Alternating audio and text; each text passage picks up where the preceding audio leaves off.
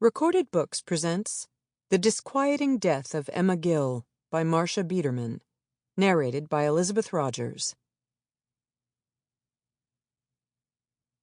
To the people of Bridgeport, Connecticut, past and present. Prologue. The experts said a woman couldn't have done it alone, and they were right. The family had done it together, as they'd always done things. They'd jointly made a mess of it. All their efforts at concealment were undone in a moment. It might have been comical if it hadn't been criminal. It happened in early September 1898, on one of those last summer vacation days when children tend to bore easily. On this warm Monday at 4 o'clock, 3 boys had spent the day doing nothing in particular. As they walked home over a bridge, 2 white bundles on the mudflats below caught their attention. Another boy and some men joined them. The carefully shaped objects, one round and one rectangular, made a sharp contrast with the muck of nature.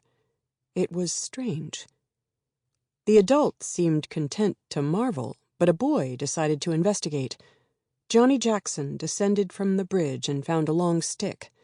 Another 12-year-old, Stephen Kelly, came to assist. The objects lay close to the shore of Yellow Mill Pond in Bridgeport, Connecticut. Although called a pond, it was a tidal inlet, filling and draining in delayed synchronization with the ocean's ebb and flow. The family had thrown the packages off the bridge at high tide, painstakingly weighting them down with stones to sink them in 6 feet of water. Now, at low tide, almost the entire pond floor was exposed. Anyone who lived here could have explained that would happen, but the family didn't live here, at least not in the way other families did. The stones, at least, had worked as intended. Applying the stick to the larger package, the rectangular one, the boys couldn't make it budge. One of the boys' uncles, a blacksmith, lived near the bridge. Recruited to the effort, the uncle spliced the stick to a rake handle, attaching a hook to the end.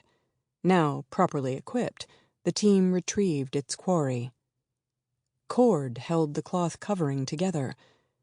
As if handling a Christmas present, the children brought the bundle onto the bridge for unwrapping. Complicated knots threatened to slow their progress, but one boy lent a knife. The heavy white cloth fell away. "And I saw a foot in it," Johnny later told the coroner. Perhaps shamed by all this juvenile initiative, an adult retrieved the second package. In his retelling, a head rolled out, with blue eyes open, but that was probably an embellishment. The neck was still attached, down to the 3rd cervical vertebra, making free rotation unlikely. Long auburn hair indicated that these were the barely decomposed remains of a young woman. At this point, the amateur detectives of the Seaview Avenue Bridge summoned the police, who found that the package with the foot contained both legs, severed below the knee. The 4 dissected parts of the lower limbs were bound together neatly in linen, apparently ripped from a man's undergarment. Cloth was also bound around the dead woman's mouth, suggesting to some that she'd been gagged before being murdered, but the police never seriously considered that theory. It was too late for the evening edition of the papers.